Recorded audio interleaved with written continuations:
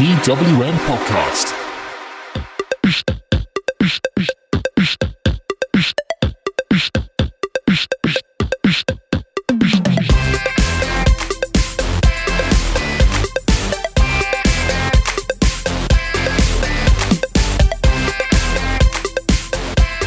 Hi everyone, this is Iain Oliver from PWM Wrestling, and I'm joined at this time by the Vice President of the National Wrestling Alliance. This is Dave Lagana.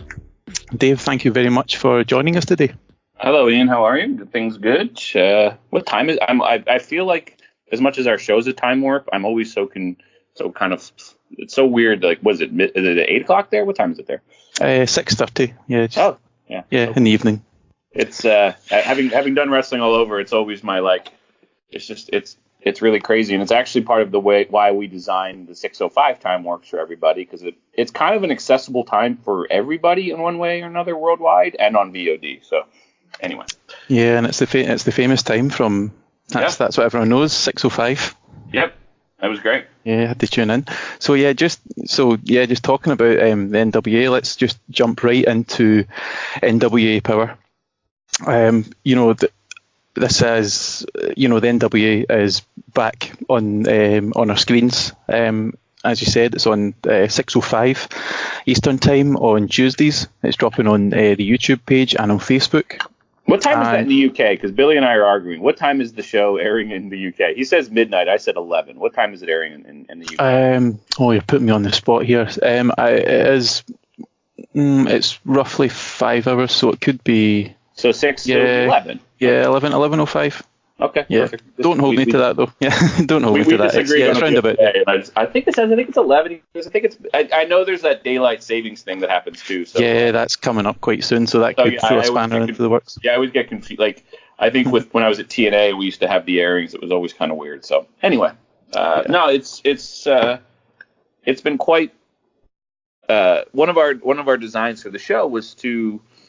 Billy's self-financing this show. This is not a secret. Everyone's like, well, when are you going to get a TV deal? Did networks pass on it? And this is why you're doing it. We pitched this show to nobody. This was done strategically to make the product as available as possible. And it's really been, we've been doing this for 2 years. It's kind of funny that we're getting all this attention now. We've been executing the same sort of game plan for the last 2 years. We just sort of started with a documentary series called 10 Pounds of Gold. And so when we decided to do the show, and Billy's always wanted to do a studio wrestling show. It's been his mission since we were in TNA to do it. So to be able to do it, and we wanted to make it as accessible as possible, because we live in a really unique content world where it's never been easier for people to watch stuff, but there's a barrier of entry on a lot of it. Like in the UK, if you want to watch AEW live, you have to pay for it, right? So like we just decided, well, let's try the season this way and see what interests. And it's honestly, it's 10 times what we expected for this show. Yeah, so that it does have, like you said, the old school feel, back to the old days of the NWA. So, was that always the idea around it, or did you have discussions? The setting is part of why I think people are resonating, and I've seen a lot of feedback why it's the only reason. No, the setting, especially because it's tied to our history. If we would have bought ECW, not that it's available, but if we would have bought ECW, we've done this version of this show. But studio wrestling has been tied to the NWA back to the 50s, in the birth of television. So the format fits, and in a world full of lasers and pyro, we didn't want to compete with that. And we know what the brand is and where it is. We've run 3 successful live events since a year ago this week. We know sort of where the sweet spot is. We've ran all of them in the same general area where the NWA carries name. And, we've been very strategic about this. And, choosing Atlanta, choosing a place that had 250 seats, which is part of the plan, because we want to build a desire that people want to really come to this location. The GPB is such an amazing place, with so many people that are just so passionate about what we're doing. I'd like to do this version of this show there forever, because it's the kind of place that we could do. But there's many other locations like it that we can do it. But for now, for this near time future, that place, which we don't have a name yet for it, but I think by December, I think we will, in a way that I think will really, again, tie to our history. That place is special, that I expect people to fly over from the UK. You know, we had people come from California without knowing what it was going to be. So to me, that studio is special. And then our application with allowing the talents to speak as freely as they can within, obviously, the guidelines of what the show is. And then on top of that, the thing Billy and I think are proudest of is the pace the show moves. And one of the nicest compliments we've gotten from multiple people is, I didn't pick up my phone once. I wasn't ever distracted because the show never let me up. And that pace is exactly how people watch content in 2019, 2020. So if people think this is just some weird nostalgia thing, they obviously didn't watch the show. That's my number one question. When people are like, well, you're just leaning on history. I said, did you watch the show? Because guess what? On the first show, except for Cornette, there was no old legends on the show. It was all current guys.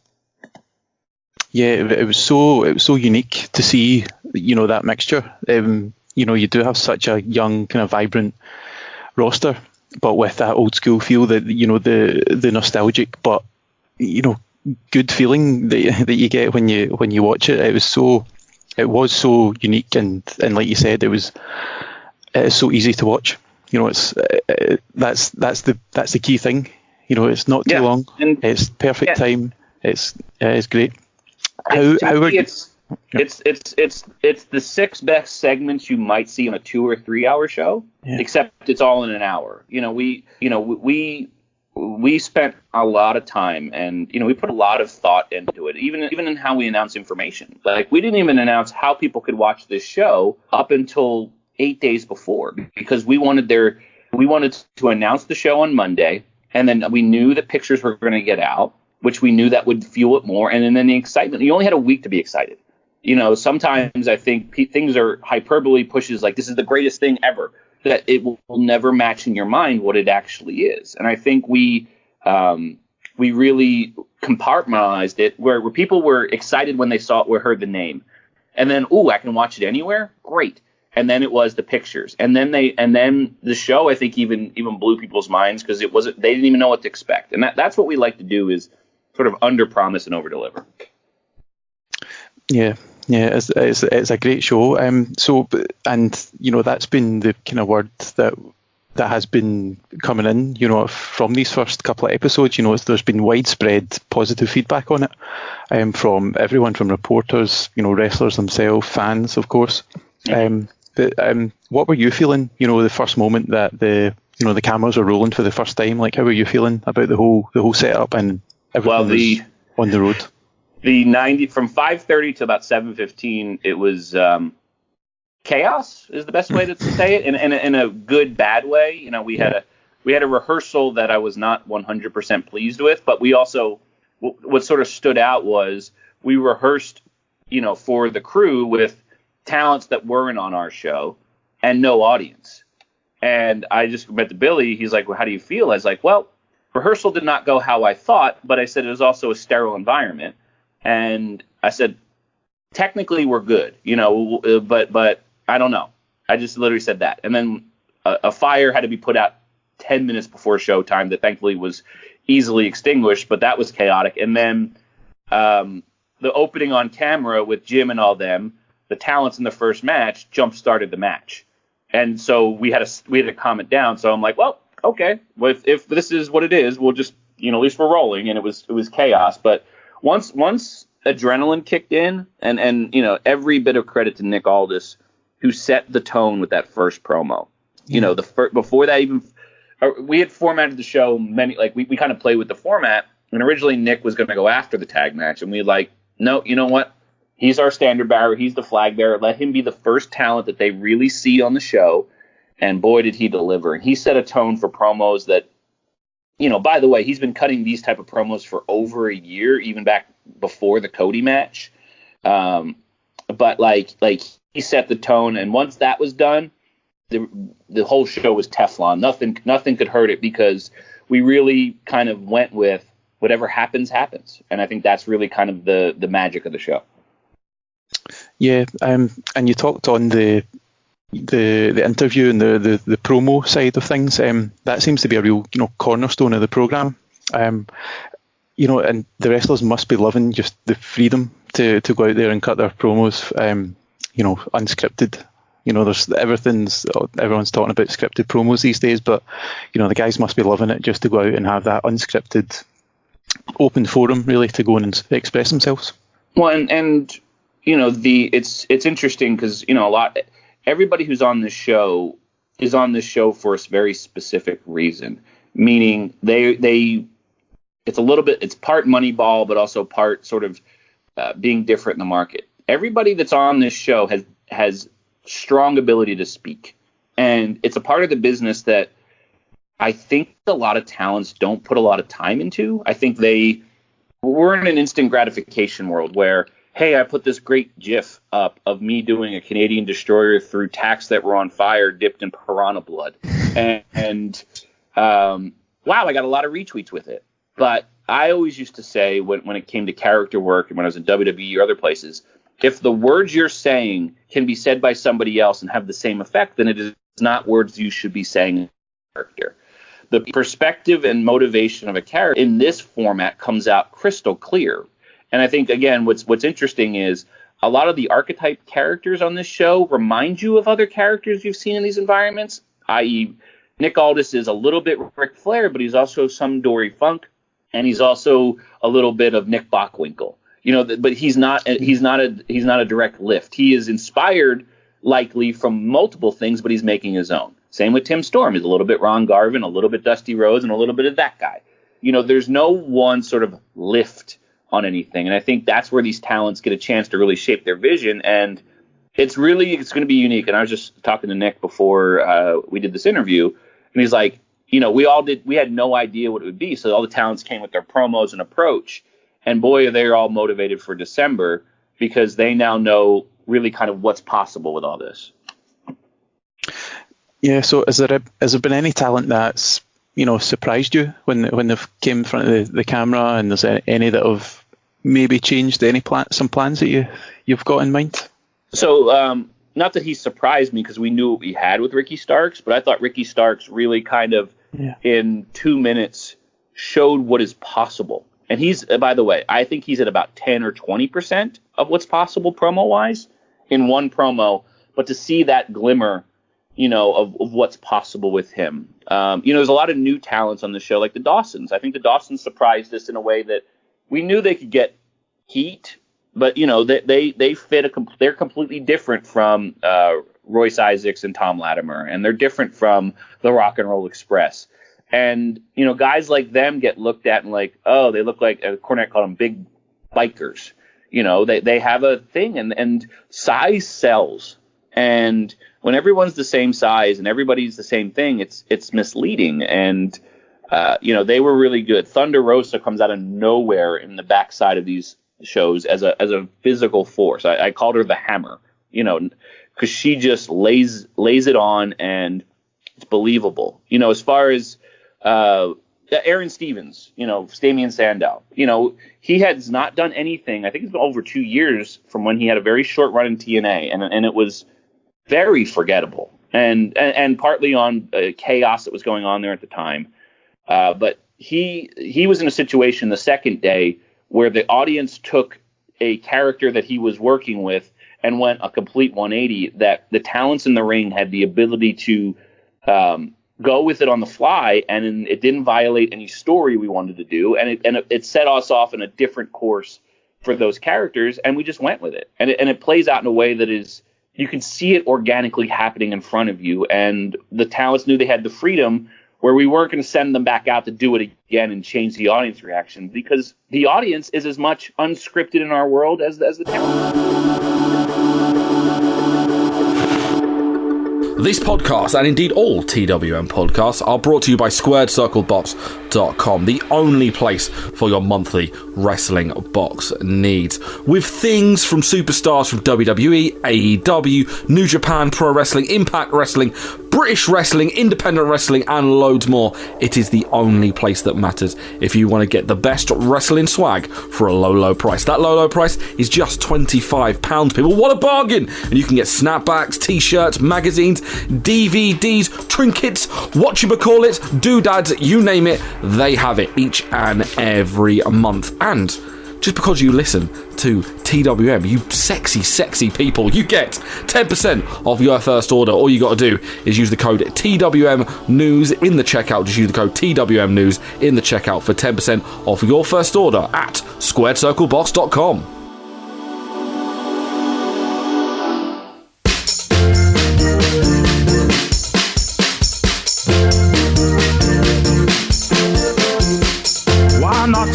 I said, why not spread the gospel of the TWM squad with some of our lovely merch over at Teespring? We have t-shirts for all shapes and sizes, hoodies, sweatshirts, mugs, stickers, and loads more. Also, just for listening to this podcast, you can get 10% off your order. I said using the code podcast. That's podcast. Once again, podcast in the checkout for 10% off at teespring.com/stores/TWM-wrestling-merch. That's right. Praise. Testify. Okay, so you just touched upon it very briefly. Just moving on to the pay-per-view that you mentioned. So on December the 14th, the NWA will be returning to pay-per-view. Yep. So is there any exclusives you can give us for the return to pay-per-view, or no? If not, is there any? I'll give you a little bit of data, that we've got so far. So, the we've done. NWA 70 was on pay-per-view. It did very well. For I'll say this: every one of our shows has been profitable, which in the wrestling business is a very hard thing to do. So, NWA 70 was a very, we had the rematch from All In with Nick Aldis and Cody. We came back with a non-pay-per-view show at the pop-up show, which we main evented with James Storm and Nick Aldis, and that did boffo business because we did a crazy hair match with David Arquette.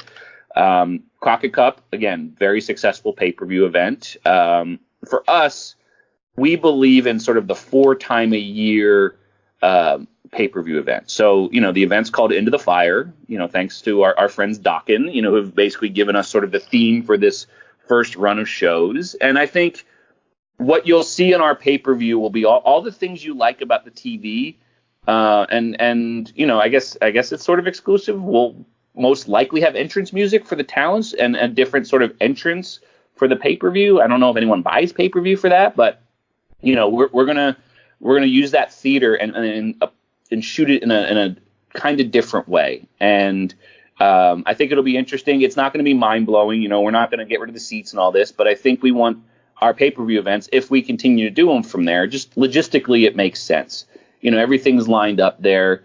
And interesting, we put, and I'm not sure when this drops, we did a pre-sale of the event. Today's Thursday, whatever the day of the week it is. And tickets go on sale to the general public on Friday.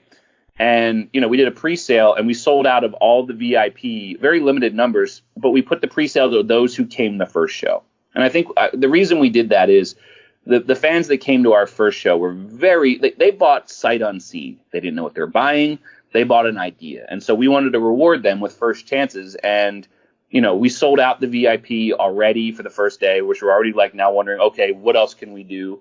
We had a very good first day of pre-sale. Again, just to a very limited number of people. I think 100 people got this, who basically bought in advance, got this email, and we've already sold out of a lot. Our goal is to pack the place every night, which is 255 tickets, and we think we can, and that environment. But the pay-per-view, I think, will be fun. There will be, some surprise people showing up, like we surprised them with Ken Anderson and Aaron Stevens and this person and that person. We want that building and those shows to be, you never know who's going to walk out and you never know who's going to cut a promo. And maybe they're only there for one time. Maybe they're there for 3 times. Maybe they're there for 10 years. But the ability to come out and interact with an audience who is 20 feet from you and you're having a conversation one-on-one, I think is the specialness. So Into the Fire will be a traditional pay-per-view, but there will be promos, and it's not going to be wall-to-wall wrestling. It's going to be our view of pay-per-view. And how can the fans in the UK watch? Will it be on Fight TV? Yes, it'll be on Fight. We're Fight will be carrying it. So because it's my favorite question when we used to say the show's available worldwide, and I would get the tweet, "What about the UK?" And I would write back, "The UK is in the world." No, it's it will be on Fight. The show will be on the show is on a 10-day delay for Fight, which will be more than fine the way we've shot it. So, like for example, episode 1 is going up on Fight this Saturday at 6:05 Eastern. It's a little callback to the tradition, and so all the episodes will be for free on Fight, but the pay-per-view will be on there. Price we're still working on. There will be an advance purchase option. If you'll get a discount if you buy in advance, and no, it'll be. Yes, there will be. You will have to pay for the pay-per-view. I know it's it's a thing for some people, but that's the only thing we're asking for money-wise on all this content. And I think we're really blown away by the amount of people that are checking it out for the first time. We've had a merch store for the last 3 or 4 months, and in the last week, 75% of the orders are new people that have never bought from us before, and the volume of people are finding it and they seem to be liking it. The feedback seems positive and they're different. It's interesting. We live in a very niche basis now where there are these audiences that, well, I like AEW. Well, I like NXT. I like A. I like B. I like Z. That's fine. There's enough audience out there. It's just sort of our approach has been, how do we produce this show to service what we believe are fans and make it sustainable? And there's a quote that Billy said going around that this current model is not sustainable. And my job running the business end is to make it sustainable. And we're a lot closer to remain as independent as possible based on how these numbers have gone in the growth. And, you might look at the numbers. Well, episode 1 did, I think it's at 450, and episode 2 is going to cross 200,000. Well, there's obviously a curiosity on that first show. And what's interesting, I've had a couple people tell me they watched the first show 3 or 4 times. And I know that's the exception and not the rule. But the goal with the first show was to really present something so different. And people will find this show. And I think that's where YouTube as a platform allows anyone anywhere in the world. And I was concerned with the start time for a little bit because, we were flat week 2. It was the same number of people watching live. But people, this show, I don't think the viewing experience was hurt by the way that if you watched it 3 hours later, or if you woke up in the UK and watched it at lunch the next time, I don't think your viewing experience was as hurt. And I think really what I've really liked about it is people are discovering it on their own time. And I think in a world where time is really of an essence, and this show is digestible even in, there are clips on Twitter. So if you want to watch the Aaron Stevens promo later or first, there's an entry point that is not as hard to get in. And I think that's where a lot of the success is coming, because wrestling fans are the most monetized beings on the planet. And we wanted to come out to get as much attention with a show that they hopefully would like, and they did. And now, with pay-per-view, I think it'll be a very solid event. And our hopes for it are not large. I know what our break-even number is, and our goal is to make this show as interesting as possible. And, for the discerning, I want 1,000 Canadian Destroyer fans, this might not be the pay-per-view for them. It may not, but I think we will talk them into the building and talk them into watching the show and sell a vibe. And I think that is what separates us from everybody else, is the vibe. Yeah, I agree. Now, you mentioned at the start of the interview that you didn't pitch NWA Power to any TV companies. But has there been any activity recently since the launch? Have any companies come in and shown, an initial interest in broadcasting it? I'm not going to really comment beyond just that. I think we took a lot of people by surprise. Yeah, numbers we're doing, and I think our goal is to remain as independent as possible until the right comes. Meaning, if I'm not disparaging this network at all. If Destination America reached out, we'd have to understand what the approach would be and why they're a good partner. And I think, and I'm only using them because they picked up TNA back then, and they took a chance on it, and it didn't seem to fit what they were looking to do long range as far as a network. Now, I don't know, and I don't even know, I know the same people aren't even there anymore. So I'm, again, not disparaging Destination America. I'm simply saying there's a lot of cable networks out there, and a lot of television networks, and there's honestly a lot of streaming platforms. We wanted to prove numbers, and now I can show anyone, including advertisers, which, the commercials I think have been really kind of eye-catching, but they were done in a way that we can also provide that service to various products. We wanted to prove where we sit in the market. So when I walk into any meeting, I'm saying, listen, our average audience, 18 to 44, is 84% of our audience males. And I can say to a Harry's Shave Club, which is an online business, hey, you can advertise here, or if you're a digital business, like any kind of digital business that wants to reach that demo, if they're watching the show, that means that they can buy your digital business, whatever it is. There's a very niched way that we can use this show to reach advertisers and make it sustainable. The more we remain independent, the more options we have, and the more pure the show remains. And as soon as you take somebody's money, you work for that money. And by the way, Vince McMahon just got billions of dollars, and he has to keep the people funding it happy. And that's 100% a great business. Trust me, we wish we had those problems. But for us and Billy and I, and actually all the talents, this is our chance to create a whole new model, and chasing an old model of, well, you have to be on television. Well, we're on television.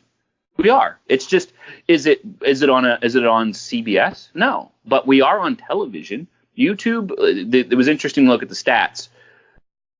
Of the people that watched the first episode, 20% watched on their mobile device, so a phone, 20% watched on a computer, so like a desktop, and then another 20% watched it on YouTube's TV app, so like Apple TV or whatever. And these are real numbers. This is not some weird Nielsen that it's like 10 people are judging the future of all of it. Everybody's voice counts in this show. And average watch time matters. Our first episode, the average watch time was 13 minutes. Episode 2, 20 minutes. That means for every person who hit play, they on average watched 20 minutes. And if you know anything about YouTube, watch time is king. And they want to keep people on the platform. So we created a program that is very strongly playing to the strengths of YouTube. And there's nobody else creating an original wrestling show like this for free on YouTube. And I think, again, is it a profitable show today? No. Is it as far off from what we thought it was a week ago? No. It's actually closer to being sustainable than I thought was possible, and in multiple storms. And by the way, this is a brand build. More people are talking about the NWA now than probably any time since 1991, most likely. And I know it was in TNA and all that stuff, but like in this moment, and maybe it's 10 years, but the fact that people are talking about it, I would spend The Rock's tweet. If you were to pay The Rock as a social influencer to tweet about your brand, it's $1 million. Yeah. So so with a question, and I'm not saying you led it this way. The idea of, well, if you're not on television, you're not legit. There are so many YouTubers that are making real money, even at small creators at 250,000. One of my best friends is this woman, Katie Carney, and she does a vlog, and she lives off of making a vlog that fits her 250,000 subscribers, and she makes a living doing that. And our goal is to build out our brand that this can sustain on it. And obviously we want to be as big as possible, but we want to build a sustainable brand that we're dependent on A, B, or C, where we have multiple revenue streams coming in. Yeah, well, the TV industry has changed, and YouTube is, like you said, YouTube is television, and that's how people are watching. So, just as we start to kind of wind down here, yep. How can the listeners follow you on social media and follow the NWA as well? It's real easy. I think we're at NWA on every social platform, so Facebook, Twitter, YouTube, Instagram, and we try to make it as accessible as possible across all of them. I'm trying to think and then I'm at Lagana on Twitter and Instagram, and I keep having people add me on my personal page on Facebook. One, I am the most boring Facebook person, too. And two, I'm not going to add you. I had 190 referees add me on Facebook in the last 6 months wanting to get booked. great that there's so many referees in the world, but those are the best place to reach me. If you add me on Facebook, I'm not going to add you. I'm sorry. I have like a business page on there. I don't want to see your bad wrestling posters, whether it's you and 38 people on a poster. I'm just not interested in that. And I'm sorry if that offends some people that I won't add them on Facebook. But that's not, I'm very accessible on Twitter. I will talk to anybody in public or in private. So Lagana on Twitter and Instagram. Please do not add me on Facebook, which by me saying this 100,000 people will add me on Facebook. Yeah, so there you have it, folks. Go and follow Dave Lagana at Lagana on Twitter and Instagram. Yeah. And follow the NWA at NWA. Very easy, very, very straightforward. Very easy. And and NWA Power with 3 R's, which some people have asked why the 3 R's, and I said exactly. If you're asking, then you're interested. Yeah. So, got their attention. Yep. Yeah, and of course you can follow TWM Wrestling at all the usual places, Twitter at TWM Wrestle, on Facebook TWM Wrestle, and on Instagram TWM Wrestle as well. Okay folks, so this has been Iain Oliver, and this has been Dave Lagana. Thanks Dave. Thank you. And we'll talk to you again soon.